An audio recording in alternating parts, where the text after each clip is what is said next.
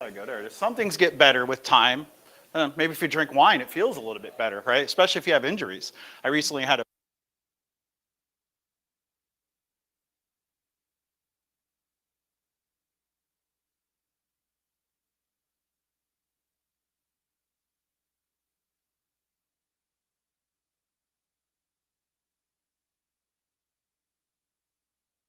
about.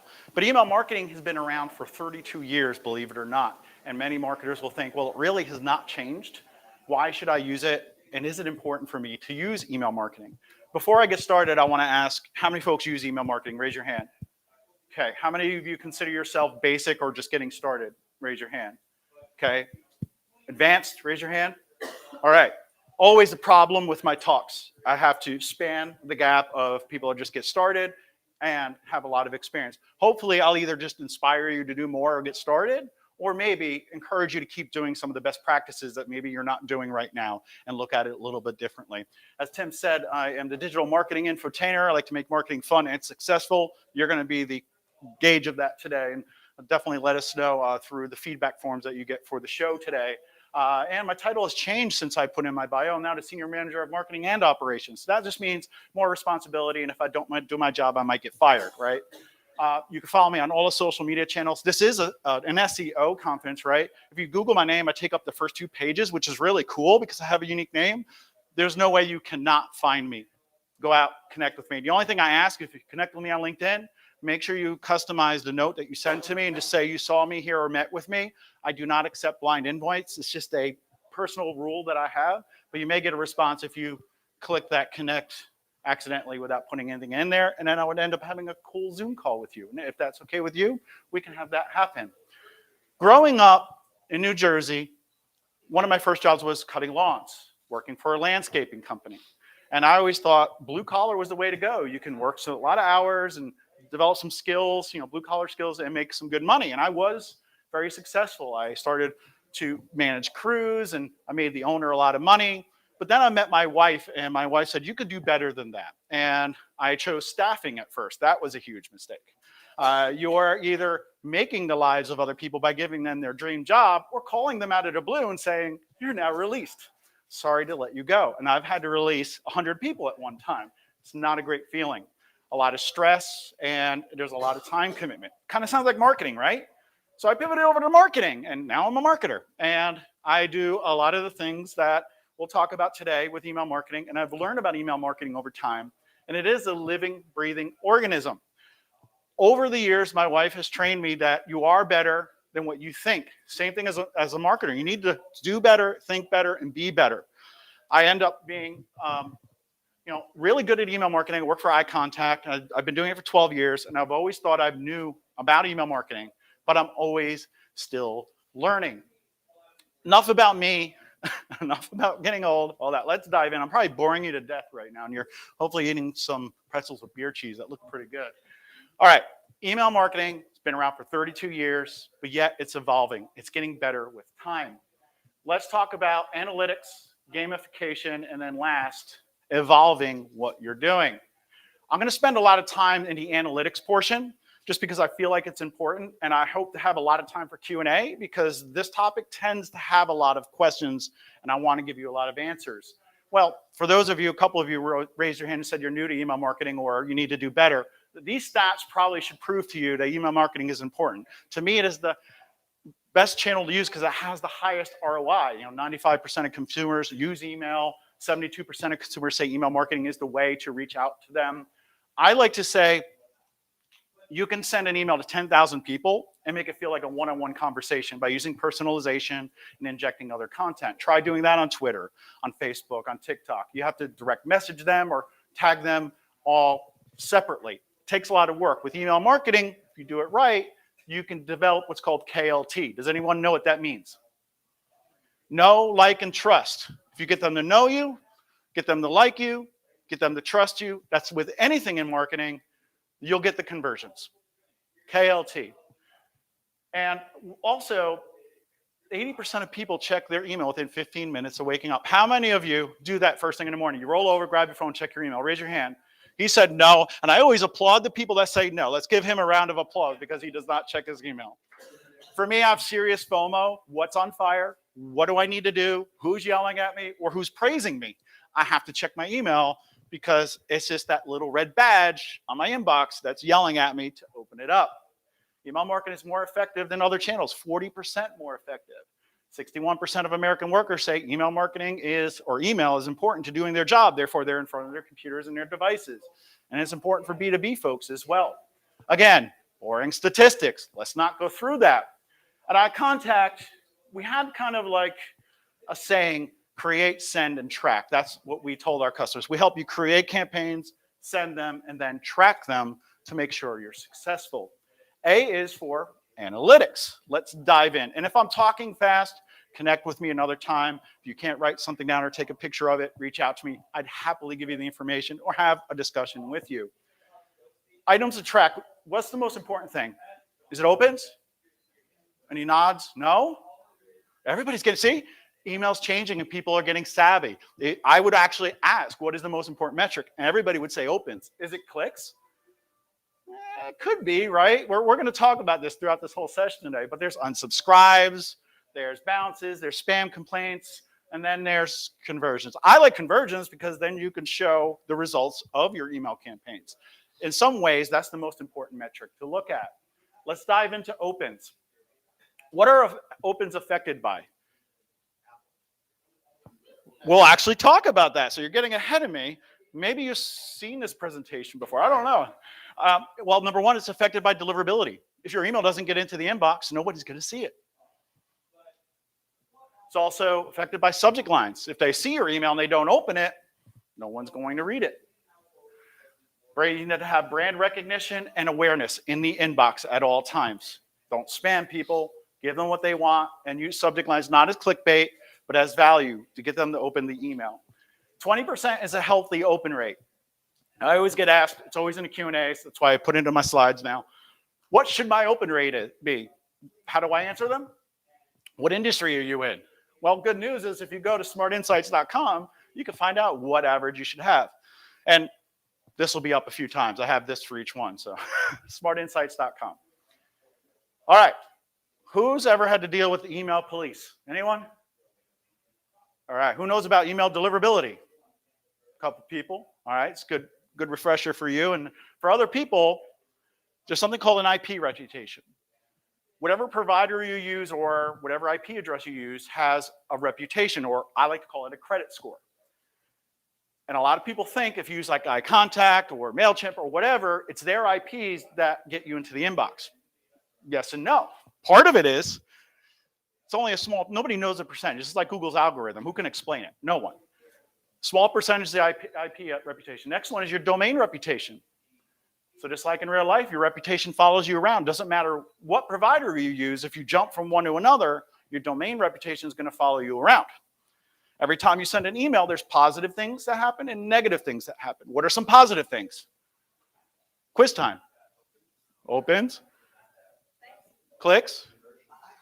Conversions, yes, but not really deliverability related, but yes, it's important and it's a positive thing. I'd love to have conversions.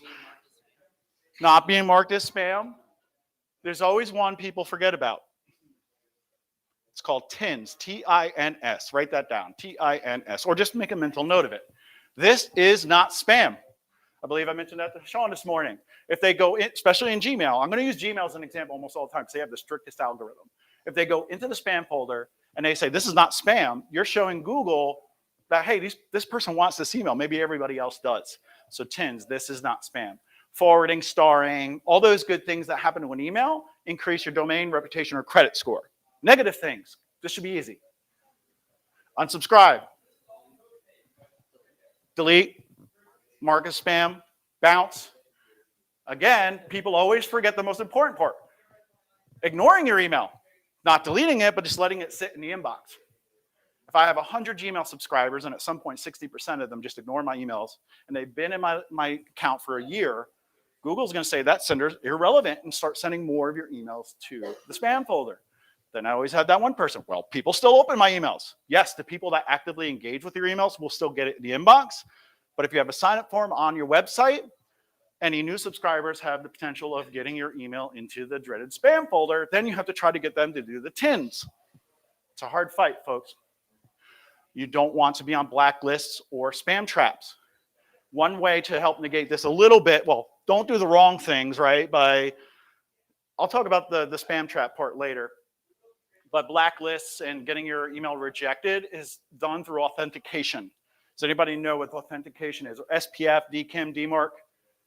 Is everybody doing it? SPF is Sender Policy Framework. It is a bit of information that sits on your domain that when I send an email through iContact, the recipient server says, this email was sent by Hank Hoffmeier, but the actual sender or the server is iContact. Do they have permission to send Hank's email? Because this could be phishing attempt, all that kind of stuff. If you have Sender Policy Framework, which we handle automatically for you if you sign up, it says that iContact has permission to send emails on your behalf. Helps develop the trust from Google and all the other recipient servers. Then you have DKIM, Domain Keys Identified Mail. Simply, same thing. You have to do this manually. Say you have GoDaddy, just as an example. You go in, you put a text string in, and it says this email, it's like, what do you want to call it? Security. It says this email has not been altered in transit. It was sent by the sending server and went to the recipient server. Nothing has happened. It has not been injected with malware along the way. Then there's DMARC, and DMARC is Domain Message Authentication Performance Compliance, or something very, very, very close to that. That's optional in some ways, but basically you're telling the other server, if someone else is sending emails, and they're not me, from my domain, what should you do with that? Should we ignore it? Should we quarantine it? Or should we just let it through? And then there's BIMI. It's new. It's only been around for a couple of years, and Apple actually just started supporting it. It says if you have all three of the other items, we're going to give you eye candy and allow you to have your logo in the Gmail inbox. I don't know if you've ever really looked at your inbox in Gmail, and some companies have, like me, it would be H in a circle in a color. But if I had BIMI, it will show up as my logo. Again, it's that trust factor, and it's another way of saying my email can be trusted by the servers that are receiving my email. That was a lot to digest there. But really, just provide value. Get people to engage with your emails. If you walk out of here today, this is the biggest thing you need to remember, is provide value to your audience. As marketers, we're always saying what we want to and always selling what we want to, not giving what the audience wants. Look at it through their lens, develop personas, all those good things. All right, what is the first thing people see when you send an email if it gets delivered? Subject lines. All right, so that's the first thing you need to focus on. I would always say use personalization. I don't know about you, but if I'm in a crowd and somebody says, Hank, I'm going to turn around because I like when my name is called and I feel like somebody's trying to get my attention. But then again, the curse of my name and getting old and having bad hearing, if somebody says, hey, I think they're saying my name too. Just saying. Also, make sure that you're A/B testing, and that's testing one version against another, taking 10% of your list, sending them one version. A simple test would be a subject line. Hey, Hank, I heard you like cool shoes. And I do. I really do. That would be my subject line. Then the second one might say, shoes are on sale. Send that to another 10% of your list. So you have 10 and 10. Then you wait about 24 to 48 hours. And if subject line A, which seemed a little cooler to me, got more opens, you would send that winning email to the remaining 80% of your subscribers. I had a client that said, everyone should be using split testing because it's like getting free opens with every send. And that's true. You're sending the best performing email to your subscribers. Use emojis. They're not considered spam. Don't filter them out as much. Maybe if you put 100 of them in one subject line, true, yeah, it might.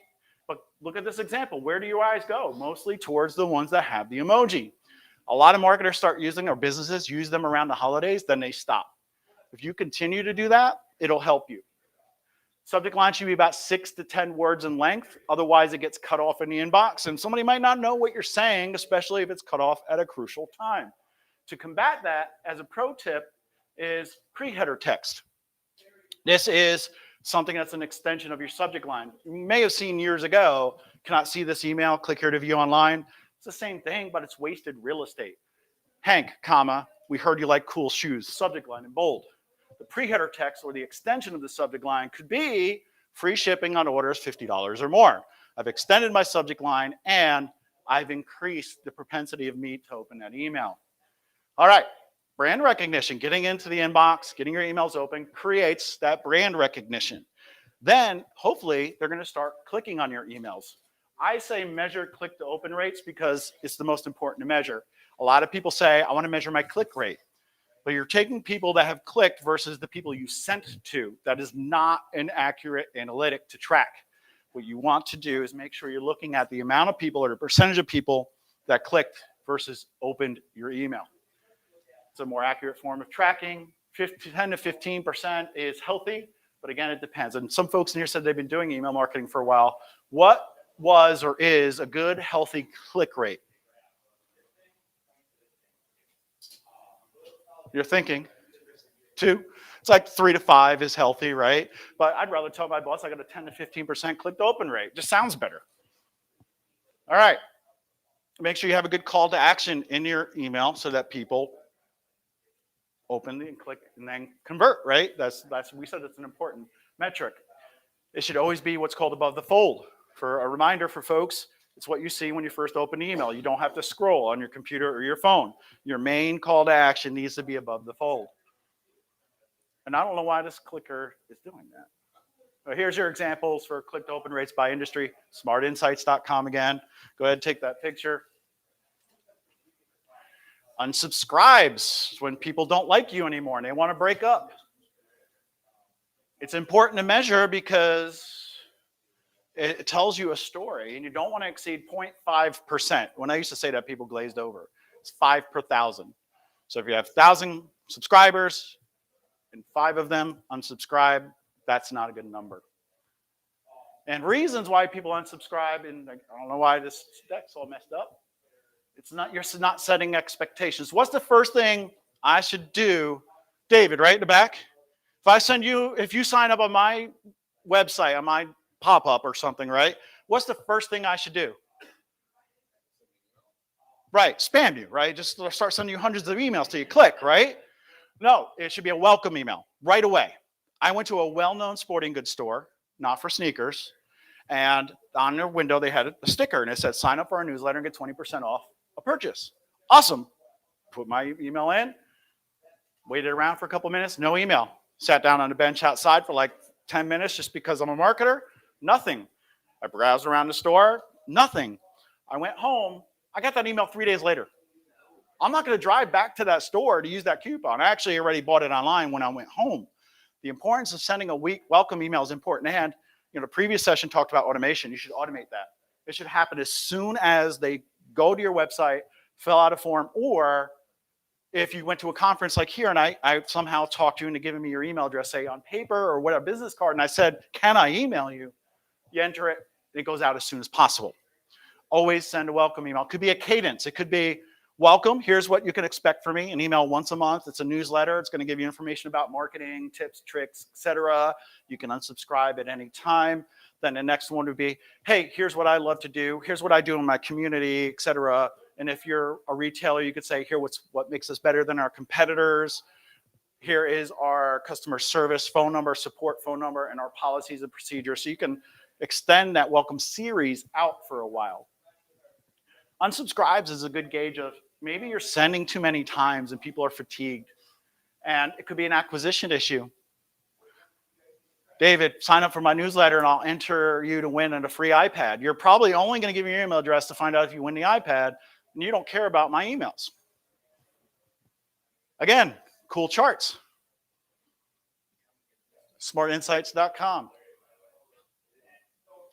I have a cool asset that's related to this at the end, so you do want to stick around. I heard somebody talking earlier, about videos. You want to keep people engaged and in the room.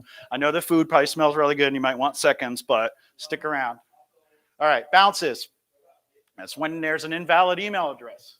It affects your deliverability, whether you like to believe it or not. But there's 2 types of bounces. Does anybody know what the 2 types are? Hard and soft bounces. All right, we're going to get into that. You want to stay below 1% of your subscribers bouncing. Now, folks, when I mention 1% or 5%, 0.5%, that's per ISP. So that's Yahoo, AOL, Gmail, private domains. It's per ESP, per 1,000. And sometimes it's a little hard to understand, but as long as your numbers are low when it comes to the negative things and your percentages are high when it comes to the good things, you're usually doing okay. Again, here's our spam cop, and we have bounces. So it could be an invalid email address. Maybe I ask you for an email address and you don't want to give it to me, so you just give me some bogus email and it's spelled wrong and it bounces. It just does not exist. A temporary issue or a soft bounce is when maybe an email mailbox is full. Somebody's working too hard and their mailbox is full and they don't clean it out for a while. It could be a temporary server issue and that happens. You can keep trying those, but those invalid email addresses actually hurt your domain reputation. They are measured and it hurts your sender domain reputation. Has anybody ever looked at bounce codes before? If not, you should. If you're using a provider, they should provide you with an exportable report. Take a look at what these servers are saying. What's really cool is there's no examples here, but they could be like, no one's hit this email address, silly. They could code it however they want to. But really, it might say bad mailbox, which means that it's a bad email address. It's spam related. Maybe that one does not have authentication set up. If you start to see those, maybe you want to say, did I set up my authentication? Go back and look at it. All of this information lets you know what you need to do. Server full towards the bottom. Temporary service error. Policy related. I did not know this, but let's say I do account-based marketing. And I send an email to 50 people in one organization, and it bounces back to me, and they don't want it. Spam related, it says. That's because they have a policy in place that if somebody around the same time, like within 1 minute, emails more than 20 people in our organization, we don't want it. That's pretty cool that that can be set up. If you do email businesses, especially schools, government, military, you want to take a look at the opens by domain. In other words, if it's something.mil or something.edu, do you have any opens at that domain, especially if it's a lot? If you have at least one, you know you don't have a problem getting to the inbox. If you have 0 opens all the time, that means you're being filtered out. Those domains are very, very hard to get into with email marketing, just as an FYI. All right, slides are working pretty good. So you got your good things, temporary items. You can try them again, and they do not cause damage to your sender reputation, where the negative things do. Yes? Just a quick question. So what about if you send an email and it comes back and they say, we're monitoring our email, we have a service, and let's click on this email. That's up to you if you want to do that. If you get 50 of them, do you want to go through that? If you get one, maybe it's worth it. But yeah, they're just verifying you're an actual sender. Does that affect your domain? You have, I would say, I'm thinking it's a soft bounce code, but you want to look at it. Usually 400, you saw the numbers in the table on the left, means it's a soft bounce, and 500 is hard. I've seen them miscoded too. So I've seen soft bounces coded as hard bounces. But yeah, you want to take a look at that in your system to see what it counted as. Do you typically request permission to send the email again? You're reading my mind. All right, we're talking about bad things. Number one, should you buy an email list? Okay, I'm going to start a company tomorrow, and somebody's outside that door. I'm going to walk out and get a pretzel with some beer cheese, and the guy's going to come out and he's going, 100,000 email addresses, $5. Sounds so tempting, right? But why is that bad? They don't know you, no KLT. A majority of those email addresses are going to be invalid. They're going to bounce, and they're going to hard bounce, and they're going to hurt you, right? And it's just overall, it's bad. You might get a couple sales out of it and be like, well, hey, I made $10. I just doubled my money, right? But the effect that you're going to have on your domain reputation is horrible. Plus, just think, a kitten dies every time you buy an email list. If you think that way, you'll never buy an email list. And I hope you would tell your friends and family as well. All right, spam complaints. They affect your deliverability more than unsubscribes, more than bounces. Stay lower than 1%. It tells you a story. Why are people marking your messages spam? It's because you're just sending too many emails and it can't find the unsubscribe button. Did you know that when you send an email, if it's very long, Gmail truncates it? If it's over 108 kilobits, I think it's the number. How you figure that out is you take your HTML code, put it in like a text file, and look at the properties. If it's over 108 kilobits, they're going to truncate it. You've probably seen this. You want to read the rest of this email? Click here. The worst thing that happens is your unsubscribe link isn't there. They have to click read more to get to it. They're just going to say mark as spam. We want to make sure that people don't mark your message. Tell them, if you don't want our emails, unsubscribe. Please unsubscribe. Tell me, call me. I'll unsubscribe you. That's how powerful spam complaints can hurt. All right, spam complaints. It's unwanted email. People just don't want it. And maybe it's hard to find the unsubscribe link. It damages your reputation. And for Gmail, there's an unseen issue. How many of you have marked a message in Gmail as spam but still get it? Raise your hand if you have. It should be everybody if you have Gmail, right? So I see some nodding. It's because other people maybe have not marked it as spam and they're engaging with it and they're trying to give that person that chance. Maybe you really do want Hank's email. But after a few times, it does go to spam. So it gets repeatedly spam. And you know what happens with Gmail is you keep sending to them. Even though they mark you as spam, it just goes to the spam folder. Whereas other providers like Yahoo and all that usually give us a signal back at iContact and other providers, and we'll remove them from your list. For email, like I said, remember before I said 100 Gmail subscribers, 60% of them are ignoring your emails. They're probably ignoring it because they're not even seeing it. Conversions. Well, they don't want me to talk about conversions. The computer. All right. How many of you use Google Analytics? Probably everybody. Track your email campaigns above and beyond clicks. Do any of you do that now in Google Analytics? Do you measure? Cool. Love it. We're going to nerd out together, I guess, in a couple slides here. You can find out how much revenue each email address is giving you if you have it connected to e-commerce in Google Analytics. And you can find out how much email affects last touch attribution. Maybe you're the email marketing manager or you're your own company. You can find out, hey, email made me $100,000 last quarter, but it's also helped me get an additional $25,000 by not being the last touch, but being first, second, or third touch attribution. First, take a look in your Google Analytics with iContact. It's the UTM parameters are iContact email, and I can see this client made $3,600 in whatever time frame this is. Let's say it's in a week. Pretty good numbers, and you also get to see other metrics with Google Analytics. And then you can also, with the ad content, put in your subject line so you can see which emails are actually performing better. And then here is the last touch attribution. We see email also assisted with an additional 188 conversions for $1,500. That's powerful data right there to learn how email marketing is performing. And now let's go to G, right? You probably forgot about G, right? Gamification. I ruined it. Here's a picture of me playing a game. There you go. It's actually a picture of me gaming. I'm just wearing a lot of makeup today. But kids today are playing games on VR, right? So let's keep going. All right. Should we play games in email? Yes.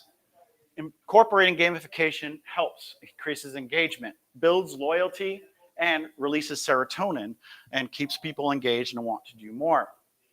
Engagement, you can award people, and then also creates a little bit of competition.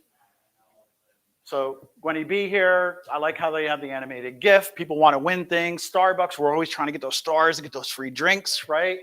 Then we have Litmus here. They're using like Google AMP here. So if you refresh the email, it lets you know like if somebody won that ticket. What they do, they're hiding tickets in the email down further. And when you find it and you email back to them, that's another really good form of engagement is replying to an email. That's what they're doing here, getting people to reply, giving away gifts, and then they're updating the email. Road Warrior, taking a quiz. Grammarly, right? They're always telling you how you're doing and measuring against other people. Chili's Challenge, the more you buy, the more you get. And then there's the Kohl's, right? Everybody knows how Kohl's works with the coupons and rewards. And then this one I don't like. Want to win a gift? Give us your email address. I don't like that one at all. All right, so I want everybody to evolve, right? You're here to talk about email marketing and learn about email marketing. Test your emails. Use segmentation and personalization. Segmentation is a filtered view of your email subscribers. So maybe if I had people here in Dallas and I wanted them to come here, I would look for people that are in Dallas and send them a specific email. Because if I invited them here to this event in Dallas, but they lived in North Carolina, they might not come. List hygiene is good, but tricky. I'm trying to go a little fast because I'm coming up on time. Reply to content, like we just saw with Litmus. Always be looking at your content and your assets and reviewing those, especially around the pandemic. If you had automation series, you probably had to go back and look at them. And if you didn't still, go back and look because maybe some things changed where you need to address people differently. Do a preferences campaign. Let us know how many emails you want, what type of content you want. Use a survey or use your subscription form for that. And things are shifting right now. What is your name? Danny? All right, Danny. Shift happens. And we know that because Apple is always changing the game. With iOS 15 last year, they enabled a lot of security and privacy related features on the iPhone. So if you use the built-in email client on your iPhone, iPad, or your Mac, but you're using Gmail, Yahoo, it doesn't matter. If you're using that email client, they're pre-opening emails, folks. So if I send him an email, he's sitting there, you don't even have your phone in your hand, do you? Right? Well, if you don't look at it, it counts as an open if I sent him an email. So that, when I opened up, I said, what's important? And when I said email, a lot of people said, no, it's smart. You need to look at clicks now when you're doing re-engagement campaigns. Anybody who has not opened and not clicked in a year, has been on your list for a year, is probably the cadence you want to use for that. Apple today, DuckDuckGo is getting involved, and there's a whole bunch of other things that are going to start happening down the road that are going to skew your metrics. So don't think of one metric as your North Star. You said conversions, and that's a good one, right? Somebody else said clicks, or it could be click to open rate. Whatever it is, don't use a North Star. You want to use a constellation. Okay, are my open rates going up? Is my click to open rate going up? How well did this specific email perform? Was this a split test? And how many conversions did I get from this email? For most of us, that's probably the most important, is your conversions. So throw everything you know about email marketing out the window. Do everything I told you today. The most important, don't buy an email list, because we know what happens when you buy an email list. But I taught you a little bit if you know about email marketing, and if you're just getting started, I hope that I gave you enough of information to help you along the way. And just remember, look at your analytics, make sure you're measuring correctly, using gamification to get people engaged in your emails, and then also make sure you're always evolving and learning what's changing, what's new, what works, and what didn't. All right, this is a resource that we put together. We're refreshing it, but this is still a little bit of the older version, but it's evergreen. 501 examples of subject lines that are good and bad. This is all from our data that we accumulated over years. It's broken down by industry, by type of email, holidays emails, all those. Just do that. The only thing that's going to happen is you're going to be entered into my newsletter, and I send a newsletter out roughly once a month with just tips, tricks, cool apps that I found to help me get through my day. You can unsubscribe at any time. That's right now, whoever just scanned on that and you fill out the information, that's the first thing that'll say an email. You can unsubscribe at any time. Be happy to give that to you offline if necessary as well.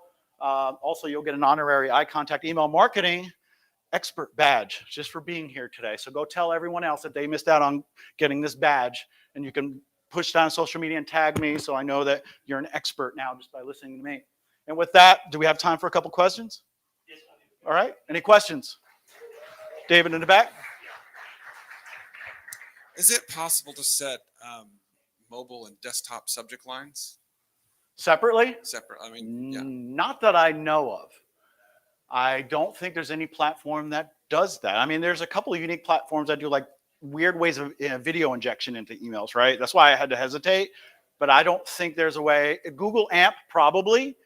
But if you know anything about Google, they spin up these cool new tools and then they kill them off a couple of years later. Google AMP was this way to do dynamic content. Like if you got a calendar invite from someone and it changes in that same email. Same thing with using Google AMP for your email marketing. You can have it change right in the inbox and get it refreshed. But the thing is adoption. Nobody's adopting it.